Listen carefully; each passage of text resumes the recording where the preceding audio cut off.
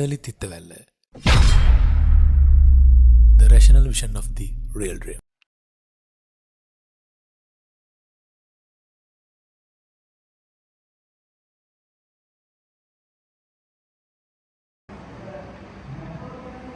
අපි 2025 වර්ග සමීකරණ ගන්න හදමු.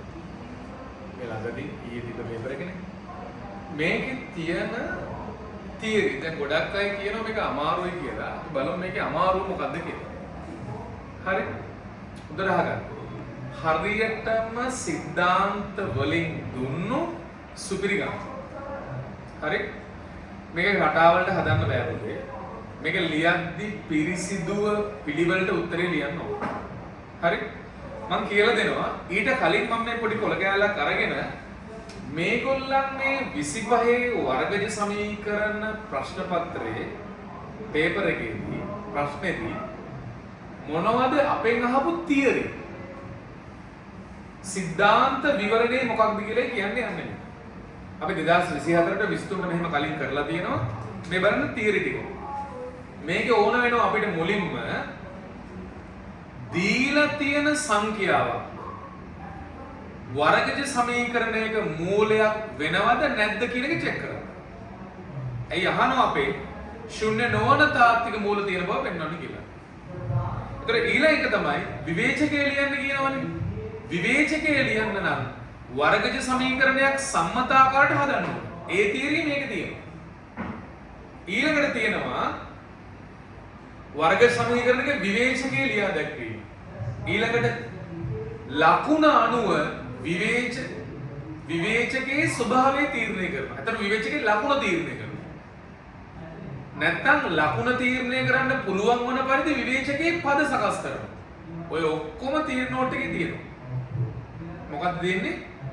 විවේචකයේ ලකුණ තීරණය කරන්න පුළුවන් විදිහට එයාගේ පද සකස් කරනවා. මම කියලා දෙන්නේ කොහොමද? පූර්ණ වර්ගවල එකතුවක් හදාගන්න කියලා. මතකද?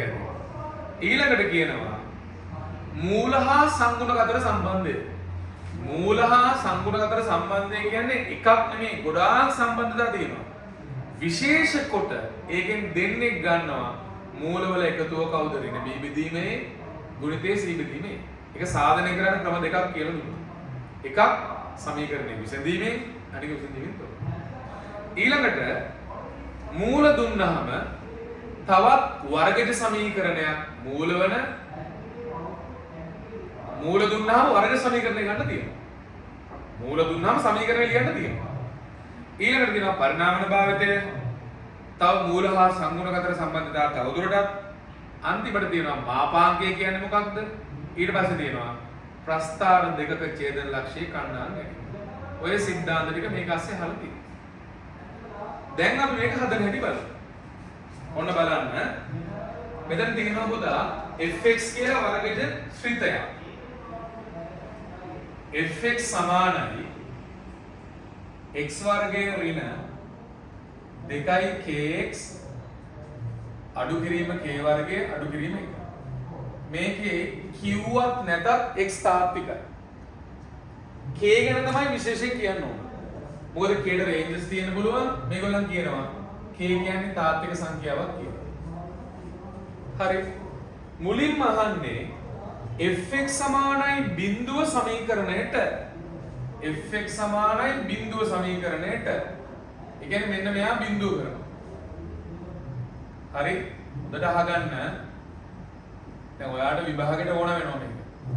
ඊළඟට ඔයා විභාගෙට තියෙන්නේ fx සමානයි බිඳුව සමීකරණයට ශුන්‍ය නොවන non zero තාත්වික හා ප්‍රබින්න මූල දෙකක් තියෙන බව පෙන්වනවා. මෙතන පුතේ අහන්නේ ප්‍රශ්න දෙකක්. ශුන්‍ය මූලයක් නෙවෙයි කියලා පෙන්වන්න ඕන. මූල දෙක තාත්විකයි ප්‍රබින්නයි කියලා පෙන්වන්න ඕන. එහෙනම් මෙතන ඔන්න ශුන්‍ය කොහොමද මූලයක් නොවෙනවා කියලා පෙන්වන්නේ. left hand side වලට ආදේශ කරන්න x සමානයි බිඳුව. කවුද left hand side? මෙන්න. x වර්ගයේ ඍණ 2kx ඍණ k වර්ගයේ ඍණ 1ට ආදේශ කරන්න බිඳුව. මොකද වෙන්නේ? මෙතන බිඳුවයි මෙතන බිඳුවයි ඍණ k වර්ගය අඩු කිරීම 1. මෙතනින් ගන්න පුළුවන් ඍණ එකක් එළියට k වර්ගය ධන 1යි කියලා ආවා. ඔන්න දැන් හේතුව ලියනවා. මම පැත්තක ලියන්නම් හේතුව. මොකද්ද? සියලු k අයත්තේ r සඳහා මොකද වෙන්නේ? k ට මොන ආගය දැම්මත් k වර්ගයේ ධන 1 ධන ආගයක්. මේක ධනයිනේ. පැහැදිලිද? k වර්ගයේ ධන 1 ධනයිනේ. එතකොට මේක ඍණයෙන් වැඩි කරොත් ඒක ඍණයි. එහෙනම් මෙයා කුඩයි බිඳුව ආන්න බලන්න වම් අත පැත්තට යමක් ආදේශ කළාම දකුණු පැත්ත ලැබෙනවා නම් ආදේශ කළ කෙනා මූලයක්. ආය අහගන්න වම් අත පැත්තට යමක් ආදේශ කරාම දකුණු පැත්ත ලැබෙනවා නම් ආදේශ කළ කෙනා මූලයක්. දැන් දකුණු පැත්ත ලැබිලා නෑ. සමානයි බිඳුවේ මේ කුඩයි බිඳුව වෙන්නේ. එහෙනම් මේක අසමානයි right hand side. එහෙනම් වම් අත පැත්තට යමක් දැම්මම දකුණු පැත්තට සමාන නෑ කියන්නේ දාපු කෙනා මූලයක් නෙමෙයි. එහෙනම් අපි ලියනවා එම නිසා ශුන්‍ය fx සමානයි බිඳුවේහි මූලයක්ද නැද්ද? මූලයක් නොවේ. එයා මූලයක් වෙන්නේ. ඔන්න පළවෙනි කතන්දරය. හරි පළවෙනි කතන්දරය. ඊළඟට කියනවා තාත්වික හා ප්‍රබින්න මූල දෙකක්. මූල දෙකක් දැන් ප්‍රබින්න කියද්දි මූල දෙකක් තමයි ඉන්නේ. පැහැදිලිද? ප්‍රබින්න මූල දෙකක් කියන්නේ දෙකක් තමයි. පස්සට රිවර්ස් වගේ වැඩක් විතර දී. දැන් පුතා මූල ගැන කතා කරද්දි මෙයාගේ ඩෙල්ටා ලියන්න ඕන. හරි? මෙයාගේ ඩෙල්ටා ලියමු. මේ ටික පැහැදිලිද? මේ ටික හොඳට බලන්න වීඩියෝ එක පෝස්ට් කරලා හරි බලාගන්න. සීන් එක පැහැදිලිනේ? වම් අත පැත්තට යමක් ආදේශ කරාම දකුණු පැත්ත ලැබෙනවා නම් ආදේශ කරපු එක මූලයක්. ලැබෙන්නේ නැත්නම් ඌ මූලයක් නෙමෙයි. එහෙනම් දැන් මෙතන ශුන්‍ය මූලයක් නෙමෙයි. ඒ බිඳුවනේ දැන්. දැන් අපි යනවා මේකේ ඊළඟ කතන්දරේට. මම මෙතෙන් යන්න. පේනවද පුතේ? right. මේ බලන්න. මෙතන මෙහාගේ අපි ඩෙල්ටා ලියනවා.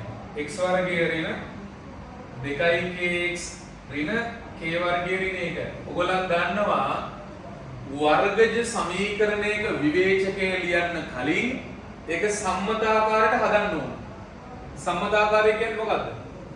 ax වර්ගයේ ධන bx ධන c. එතකොට මේ version එකට හදන්න ඕන. එහෙම ඇවිල්ලාද? ඔව් ඒගොල්ලන් දීලා. එහෙනම් abc අඳුර ගන්න පුළුවන්. ක්ලියර් නේ? මම කාටවත් තේරෙන්නේ මෙහෙම ලියන්න. මේවා ලියන්න ඕනේ නෑ. a සමානයි 1යි b සමානයි ඍණ 2k c සමානයි ඍණ k වර්ගයේ ධන 1. මේක ලියන එක අත්‍යවශ්‍ය නැහැ. දැන් මෙයාගේ ඩෙල්ටා ලියන්න. ඩෙල්ටා x b වර්ගයේ ඍණ 4ac. කවුද b? ඍණ 2k ගේ පූර්ණ වර්ගය අඩු කිරීම 4යි a 1යි c කියන්නේ ඍණ k වර්ගයේ ධන 1. දැන් මේක පරිස්සමෙන් සුළු කරන්න නැත්නම් විවේචකයට හම්බෙන්න ලකුණු නැති වෙනවා. නිවැරදි දීලා තියෙන සංගුණක වලින් විවේචකයේ ලියා ගැනීමට ලකුණු හම්බෙනවනේ. ආන් ඒක නැති වෙනව නැත්තම්. හරි? මෙතන බලන්න මේ දෙනගේ පොදු සාධකයක් 4 ගන්නවා එළියට. මෙතනින් එනවා k වර්ගයක්, මෙතනින් එනවා k වර්ගයක්. එතකොට 2යි k වර්ගය දාන 1යි කියලා. එහෙනම් කවදාවත් මෙයා බිඳුව වෙන්නේ නැහැ. විශාලයි බිඳුවයි. පිටයි කමාවයි දාලා ලියන්න සියලු k අයත්වේ r කියනවා. r සඳහා k ට මොන තාත්වික ගෙනම්මත් මේක දාන්න. ඒ කියන්නේ කවුද මෙයා මේ ඉන්නේ? මේ තමයි ඩෙල්ටා. එහෙනම් හොර ගෙඩිය දාන්න. එහෙනම් මොකද වෙන්නේ? එම නිසා මූල යුගල තාත්විකද? ඔව් තාත්විකයි. ඩෙල්ටා විශාල බිඳුවින්ද ප්‍රබින්න. දැක්කද? තේරුණාද? හරි ලස්සනයි. ශුන්‍ය නොවන තාත්වික ප්‍රබින්න මූල. ඔයාලට බලන්න පුළුවන් මේ වගේ ප්‍රශ්නයක් අපි කළා තියෙනවා. හරි? එච්චරයි එතනින් කතන්දරේ. ඊට පස්සේ කියනවා මෙයාගේ මූල ඇල්ෆා බීටා කියලා ගන්නවා. ඔය ටික පැහැදිලිනේ? තේරුණානේ? දැන් අපි ඊළඟ කතන්දරේට යනවා. මේ බලන්න. මෙයාගේ මූල ඇල්ෆා බීටා කියලා ගන්නවා. මම පොඩ්ඩක් ලියා ගන්න. x වර්ගය ඍණ 2kx ඍණ k වර්ගය ධන 1 සමානයි බිඳුව. මෙයාගේ මූල ඇල්ෆා බීටා. ඒ කියන්නේ මේ බලන්න උත්තර ලැබෙන්නේ කාටද? x ට. කීයක් ලැබෙනවද? 2ක්. කාගෙන්ද ලැබෙන්නේ? k ගෙන් ලැබෙන්නේ. k mean එයාගේ සංගුණක. ඕනෑම වර්ග සමීකරණ විසඳුම් ලැබෙනුගේ සංගුණක වලින්නේ. right. එහෙනම් කතාව ඉච්චරයි. දැන් පුතේ මූල හා සංගුණක අතර සම්බන්ධය ලියන්න ඕන. ඒ කියන්නේ මූල එකතුව කවුද? මූල ගුණිතය කවුද? මේක හැමෝම බලන නිසා මම මෙහෙම ලියන්නම්. ඇල්ෆා ධන බීටා කියන්නේ ඍණ b බෙදීම a. ඒ කියන්නේ ඍණ b කියන්නේ ඍණ 2k බෙදීම 1. ඒ කියන්නේ 2k. විභාගෙට නම් මෙහෙම ලියන්න ඕනේ නැහැ. මේක නම් මම අනිවාර්යෙන්ම ලියන්න කියනවා. එකපාර 2k ලියන්න එපා. ඍණ b බෙදීම a අහිංසකව ලියන්න. හරි? මේක එකපාර හිතෙන් ලියන්න යන්න එපා. හිත උත්තර ෂුවර් නම් මෙච්චර අපි සසරේ ඉන්නේ නැහැ. c බෙදීම a මොකක්ද දෙන්නේ? ඍණ k වර්ගයේ ධන 1 බෙදීම 1යි. එහෙනම් ඍණ k වර්ගයේ ධන 1. හරි? තේරුණාද? මේ බලන්න මේ අමතර දෙයක් වැඩි එකක්. මේ දෙන්නගේ ගුණිතය මූල දෙකේ ගුණිතය ඍණයි නේ. මූල වල ගුණිතය ඍණයි. එහෙනම් මේ දෙන්න අනිවාර්යයෙන්ම ඔපොසිට්. එහෙම කියන්න පුළුවන්. මූල දෙක ගුණ වුණාම ලකුණෙන් ප්‍රතිවිරුද්ධයි නම් මොකක්ද ඒකේ තේරුම? එදෙන ප්‍රතිවිරුද්ධ ලකුණෙන් ඉන්න ඕන. එකෙක් දැම්මම අනික ඍණයි. ඒ දෙන්න තාත්වික කියලා පෙන්නෝනේ. මේ අමතර කතාවක් කියන්නේ දෙන්නගේ ගුණිතය ඍණයි කියන්නේ දෙන්න එක ලකුණකින් ඉන්න බෑනේ. එන එක මූලයක් ධන වෙද්දී මූලෙ ඍණයි. මේ අමතර කතාවක් ඒ කිව්වේ. හරි? දැන් මේකට ඕන වෙන්නේ නැහැ. දැන් අපිට කියනවා r කියලා ගන්නවලු එකයට 2යි ඇල්ෆා. s කියලා ගන්නවලු එකයට 2යි බීටා. දැන් ඔයාට මතකද මේ සමීකරණයේ ශුන්‍ය මූලයක් උන් නැහැ කිව්වා. එතකොට මේක පවතින්න නම් ඇල්ෆා සමානයි බිඳුව වෙන්න බෑ පුතේ. හරේ බිඳුවක් වෙන්න බෑ. මේ s පවතින්න නම් බීටා සමානයි බිඳුවක් වෙන්න බෑ. ඒ නිසා තමයි මෙතන කිව්වේ මුලින්ම කිව්වේ බිඳුව මූලයක් නෙමෙයි කියලා පෙන්නන්න කියලා. ශුන්‍ය නොවන තාත්වික මූල. එයි මේක අනාගතයට කියන්න තියෙනවා. දැන් මොකද්ද කියන්නේ? r හා s මූල වන වර්ග සමීකරණය මේක බව හා r in s ගේ මාපකයේ මේක බව පෙන්වන්න. ඔන්න බලන්න වැඩේ. දැන් ප්‍රශ්නේ මොකද්ද? මූල දුන් විට සමීකරණයේ සෙවීම. ක්‍රම දෙකක් තියෙනවා හදන්න. එකක් මූල එකතුව හොයනවා, මූල ගුණිතය හොයනවා, උත්තරේ ගන්න. දෙවෙනි එක පරිණාමණයක් භාවිත කරනවා. හරිද? එහෙනම් පරිණාමණයක් භාවිත කරලා හදමුද අර විදිහට හදමුද? ඔව් පරිණාමණය කරනවා. ඔයා කැමති නම් එහෙම හදමු. හරි. පරිණාමණය හදමු. මේ බලන්න. මේ පරිණාමණය ගණිතදී පිළිසිදු පිළිවෙලට ලියන්න ඕන. දැන් හිතන්න මම මෙහෙම හිතන්න. මම හිතන්නම් r හා s මූල වන වර්ග සමීකරණය y අකුරෙන් එන්නේ කියලා. r උයි s උයි. එතකොට r හා s මූල වන වර්ග සමීකරණය y වලින් එන්නේ. a y වර්ගය දන b y දන c ටයිප් එක. r mean එකයට 2යි ඇල්ෆා. මම කියලා දෙනවා එක අත්තකින් යන්න කියලා. ඇල්ෆා ඉන්නේ කවුරු වෙනුවෙන්ද? x වෙනුවෙන්. මෙන්න මේ සමීකරණය තමයි මම මේක තරුව කියලා දාන්නම්. තරුව x තමයි මේ ඉන්නේ. දැන් පුතා ඒගොල්ලන් දුන්නු විචල්ලෙන් x මම විසින් ගත්ත අලුත් විචල්ලේ y. ඔය අපි දෙන්න අතරේ සම්බන්ධය තමයි පරිණාමණය කියන්නේ. එහෙනම් එම නිසා ඒගොල්ලන් දුන්නු විචල්ලේ x මම දුන්නු විචල්ලය y ඔය දෙන්න අතරේ සම්බන්ධය තමයි පරිණාමණය කියලා කියන්නේ. එහෙනම් y සමානයි 1/2x. මේක පවතින්නේ x අසමානයි බිඳුවක් විතරයි. ලියන්න මේවා අනිවාර්යෙන් x සමානයි බිඳුව ලියන්න ලකුණු පහක් නැති වෙන්නේ නැත්තම්. එහෙනම් මෙතනින් ලියන්න පුළුවන් x සමානයි 1/2y කියලා. එතනින් y සමානයි බිඳුවයි කියලා ලියන්න. දැන් මේ x කියන්නේ මේ තරු x නේ. එහෙනම් යාට ඔබන්න කිව්වා. එහෙනම් තරු එක. යම් තැනක x ඉන්නවද? එතෙන් දෙවදාන්න 1 යට 2යි y. ඍණ 2යි k වතාවක් 1 යට 2යි y.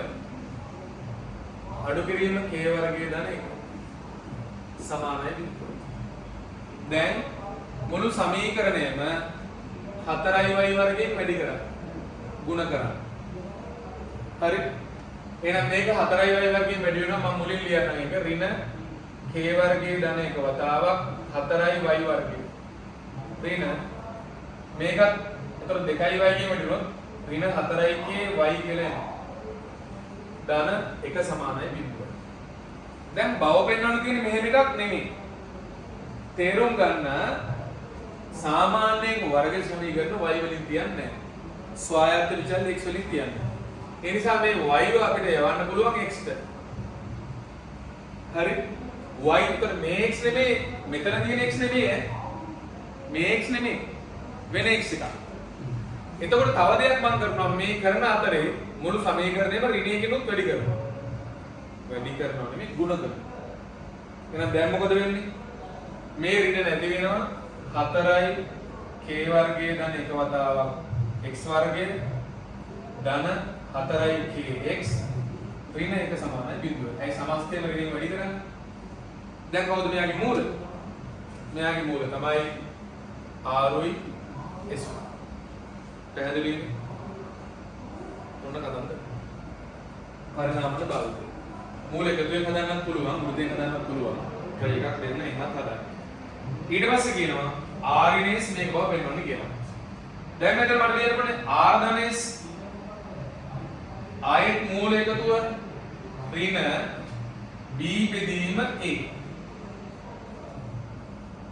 4ට 4 කැපුණාම ඍණ k බෙදීම k වර්ගයේ ධන 1. rs කියන්නේ මේක r නේද? rs කියන්නේ කවුද? ඍණ c බෙදීම a. පැහැදිලි? දැන් ඔන්න බලන්න අපිට තියෙනවා r in s. මෙන්න මේකත් ගොඩක් අය වරද්දනවා. ආගන්න හොඳට. මේ ටික හරියට පුතේනේ. පැහැදිලිනේ? මේ සීන් එක තේරුණානේ? අපි යන් ඊළඟට. දැන් තියෙනවා දැන් විභාග කරන්නේ මූල හා සංගුණක අතර සම්බන්ධතාව තවදුරටත් කියලා මම ඔයාලට මාතෘකාවක් දුන්නා. ඒ පොයින්ට් එක තමයි දැන් කියලා දෙන්නේ. ඒකෙදි මම ඔයාලට කියලා දුන්න මොනවද? මූල හා සංගුණක අතර සම්බන්ධතාව තවදුරටත් කියලා මම ඔයාලට කියලා දුන්න මෙන්න මේවා. මොනවද? මම ඔයාලට කියලා දුන්නා ඇල්ෆා වර්ගයේ දැන් බීටා වර්ගය ලියන්නේ කොහොමද? මෙයාට සර සාම්‍යය. කවුද? ඇල්ෆා ධන බීටාගේ පූර්ණ වර්ගය අඩු කිරීම දෙකක් ඇල්ෆා බීටා. මේ ආදී විදිහට ගොඩක් කියලා දුන්නා.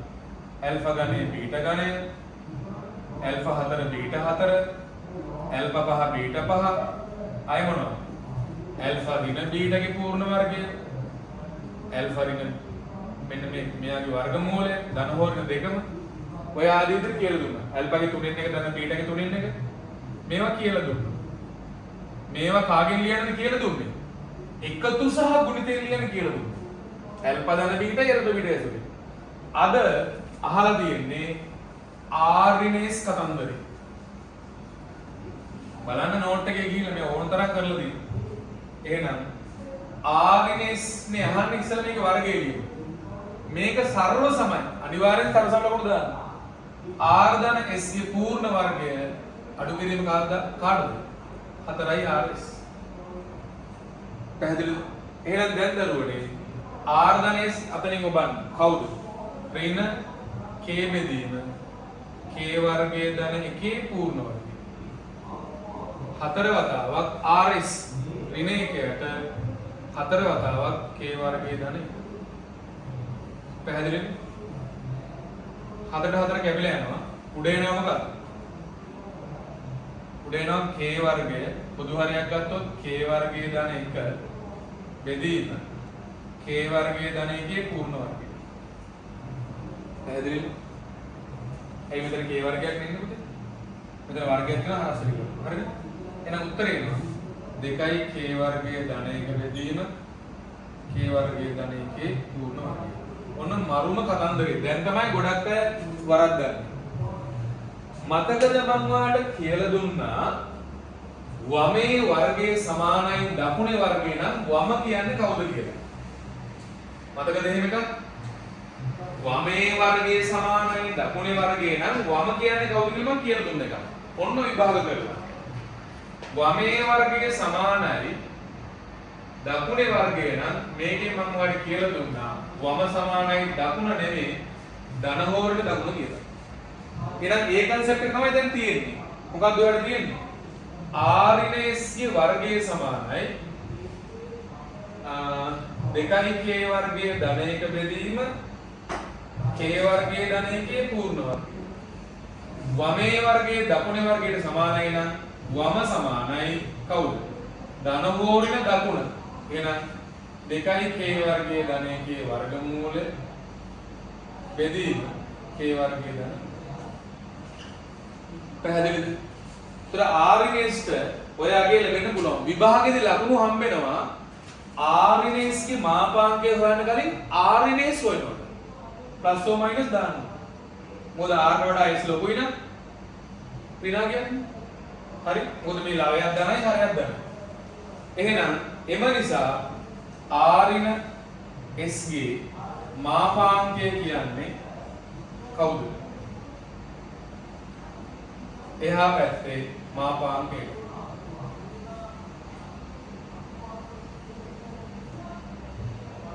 ඉතින් බලන්න මේකේ අහගන්න ඕනෑම කෙනෙක්ගේ වර්ගමූලය ධනයිනේ. මේ ලෝකේ කිසිම කෙනෙක්ගේ වර්ගමූලෙට ඍණ උත්තරයක් එන්නේ නැහැ. සම්මත අපරිවේශිතේ උගන්ලා කියලා දුන්නේ. එහෙනම් මේකේ ලවයේ ධනයි හරය කොහොමද ධනයි? එහෙනම් උත්තරේ මොකද්ද? මාපාංකයට ඔය මාපාංක ලකුණු නොලියා මෙහෙම ලියන්න පුළුවන්. මෝ කොහොමද ධනයි? මෙයා කොහොමද ධනයි? පැහැදිලිනේ? තේරුණා? ඉතින් මේ බලන්න. උගන්නන්න නැති තීරි තියෙනවා. උගන්නන්න නැති තීරි තියෙනවා. ඒ නිසා තේරුම් ගන්න. පැහැදිලිද? මේක ලකුණු දෙන්න මාගේ පොයින්ට්ස් ටික මම මේ හදිසිය ඔයගොල්ලන් මේ කිව්ව නිසානේ කරන්නේ. හරිද? ලකුණු දෙන්න මම පස්සේ කියලා දෙන්න කොහොමද කියලා. හරි? මම මේක සම්පූර්ණ මාකටිං මම තාම ලියන ගම. හරි? 150 කඩන්නත් ඔන්න කරන්නේ. මේක අන්තිම කොටසට යන්න. right. බලන්න. කොච්චර ලේසිද කියලා බලන්න. මේක මොනවා හරි දෙයක් තේරෙන්නේ නැත්නම් වේගෙ වැඩි වගේ නම් මම කියලා දෙනවා. වීඩියෝ පොඩක් පෝස්ට් කරලා බලන්න. හරි? මේක අන්තිම කෑල්ල. තියෙනවා ඝනජ ශ්‍රිත දෙකක ඡේදන ලක්ෂ හොයන්න. ඝනජ ශ්‍රිත දෙකක්. ඒගොල්ලන් හරි පහසුවට දීලා y y කියලා. ඕක fx gx වගේ කියලා දුන්නා ළමයි තවත් පටල ගන්නවා. y y කියලා දුන්නේ හරියට සිද්ධාන්ත දන්නේ නැති කෙනෙක් ඕක දෙන්න සමාන කරලා ගන්නවා. එහෙම උදව් කරන්න ඒ දීලා තියෙන්නේ. තියරි එක හරියට දන්නේ නැති කෙනෙක් y නේ මේකත් y නේ කියලා සමාන කරනවා. එහෙම සමාන කරන්න බෑ හැමදාම. හරි? මොකද වෙන්නේ? ශ්‍රිත දෙකක ඡේදන ලක්ෂ හොයන්න මෙන්න මෙහෙමයි. ඒ දෙන්න සමාන කරනවා. සමාන කරලා යන සම්බන්ධතාවයේ වර්ගජයක් හැදුනොත් එයාගේ ඩෙල්ටා ධන නම් තැන් දෙකකදී කපනවා. ඩෙල්ටා බිඳුව නම් දෙන්න ස්පර්ශ වෙනවා. ඩෙල්ටා ඍණ නම් ඒ දෙන්න වෙන්ව ඉන්නවා. මේගොල්ලන් කියනවා පැහැදිලිවම ඡේදන ලක්ෂ අතර දුර කියලා. අනිවාර්යයෙන්ම හැදෙන කෙනාගේ ඩෙල්ටා ධන වෙනවා. අපි බලමු. එහෙනම් ඕගොල්ලන් දන්නවා පුතේ ඡේදන ලක්ෂ සඳහා කරන්න ඕනේ ශ්‍රිත දෙක සමාන කරන්න ඕනේ. ශ්‍රිත දෙක සමාන කරාම තමයි ඡේදන ලක්ෂ එන්නේ. මේවා ඉතින් මාපාංක ප්‍රස්තාර වල කොච්චර කියන දෙනවද? ඡේදන ලක්ෂ වල ගණනාංක හොයන්න. මාපාංක ප්‍රස්තාර වල අපි මේ වගේ එකක් කරන්නේ මේ x පරතරය හොයන එක. මාපාංක ප්‍රස්තාර ගණන් වල ඡේදන ලක්ෂ දෙක අතර හෙව් x දුර හොයන්න කියලා තිරස් දුර. ඉතින් මේ මාපාංක ප්‍රස්තාර නේ වෙයිද තියෙන්නේ මේකට ඇවිල්ලා තියෙන්නේ. ඒතකොට ඡේදන ලක්ෂ වල තිරස් දුර හොයනවා කියන concept එක කලින් කරලා දෙනවා. අපි කරේ මාපාංක ප්‍රස්තාර පාඩමේ. ඇවිල්ලා තියෙන වර්ගජ වල. ගැටලුවක් නැහැ. එහෙනම් මෙතන මොකද වෙන්නේ? 8x වර්ගය ධන 4x ඍණ 1 සමානයි බිඳුව කියලා සමීකරණයක් තියෙනවා. මෙතන කියන්නේ තිරස් දුර අපෝහණය කරන්න කියලා නේ. එහෙනම් මං ගාව තියෙන දේ බලන්න. මං ගාව මෙහෙම සමීකරණයක් තියෙනවා. 4k වර්ග ධන 1x වර්ගය ධන 4kx අඩු කිරීම එක සමානයි බිඳුව කියලා එකක් තියෙනවා. මෙයාගේ x ට ලැබෙන උත්තර rs සම්බන්ධයක් තියෙනවා r ගේ මාපාංකය කියන්නේ 2k වර්ගය ධන 1 වර්ගමූලයෙන් බෙදීම k වර්ගය ධන 1 කියලා.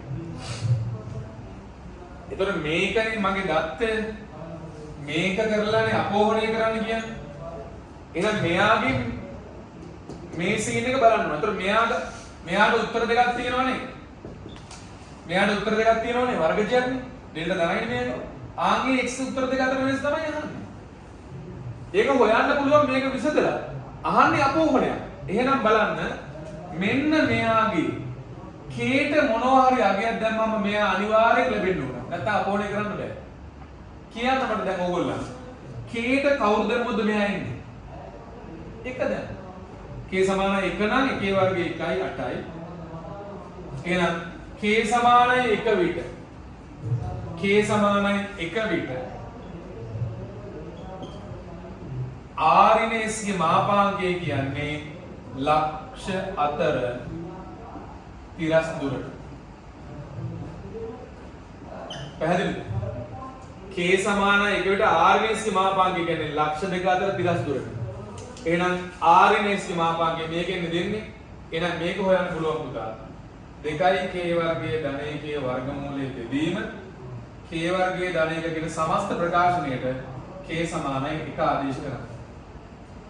ඒතර බොහොම පැහැදිලි. 1 වර්ගය මම මෙතන ලියන්නද? දෙවාරයක් 1 වර්ගයේ ධන 1 වර්ගමූලයේ බෙදීම 1 වර්ගයේ ධන ඒ කියන්නේ මූල තුන බෙදීම. ඔන්න අපෝමන. පැහැදිලිද? එහෙනම් දැන් තියෙනවද ඉගෙන ගත්තේ නැති තියෙන්නේ? ශේෂ ප්‍රමේය තියෙන සිද්ධාන්තය මම ඕගොල්ලන්ට 12 third term paper එකේ දාලා දෙනවා.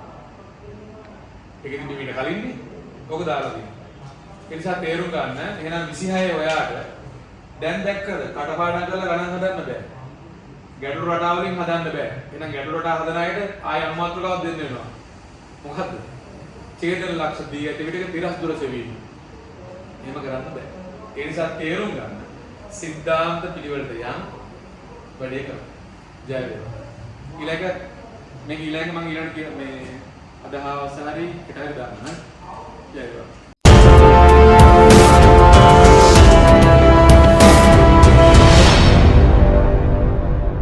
සංයුක්ත ගණිතය ශර්ලි තිත්තවැල්ල.